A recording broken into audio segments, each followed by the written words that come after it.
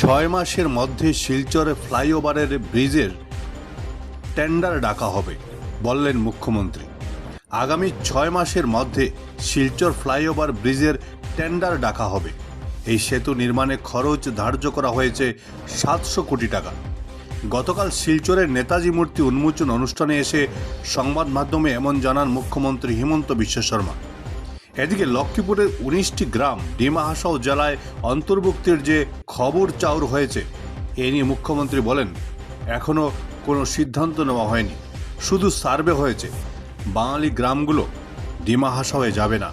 অন্যদিকে ডিমা হাসা সম্প্রদায়ের গ্রামগুলো ডিমা হাসাওয়ে যাওয়ার ব্যাপারে বরাকবাসীর সঙ্গে আলোচনা করে সিদ্ধান্ত নেওয়া হবে বলে মুখ্যমন্ত্রী জানান।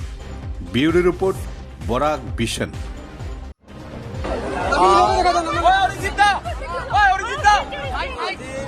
শিলচৰত নেতাজী সুভাষ চন্দ্ৰ বসুৰ প্ৰতিমূৰ্তি স্থাপন হ'ল। মোৰ খুব I am very happy because Silchar had a very life connect with Netaji Subhash Chandra Bosu. He visited Silchar twice in his life. Today we are expressing our gratitude to Netaji Subhash Chandra Bosu, and I am really very happy. So it is the first Bengali freedom fighter who is reinstalled. So if there is any, there will be any other freedom fighter from Bengali region will be installed in Assam. Freedom fighter is freedom fighter. Neither he is Bengali, neither he is Assamese, neither he is Gujarati. But you own our heart, sir. Everybody is close to our heart. Netaji Subhash Chandra Bose was the most towering freedom fighter. Even Gandhiji used to say that he is one of the most towering personality in the freedom movement. Nehru also used to acknowledge him.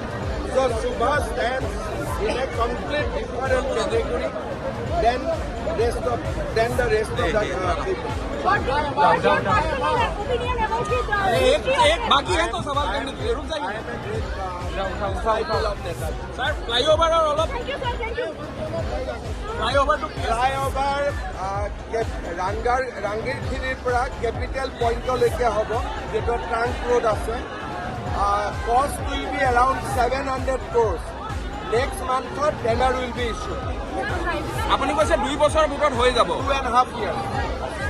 Sir, airport होगी ना? 100%. Sir কাছাৰৰ বলুতে airport হবে। Sir কাছাৰৰ 19খন গাঁও লক্ষীপুৰৰ গাঁও Dima হাছাওলৈ Gucci গৈছে। একটা খালি অ্যাসেসমেন্ট সার্ভে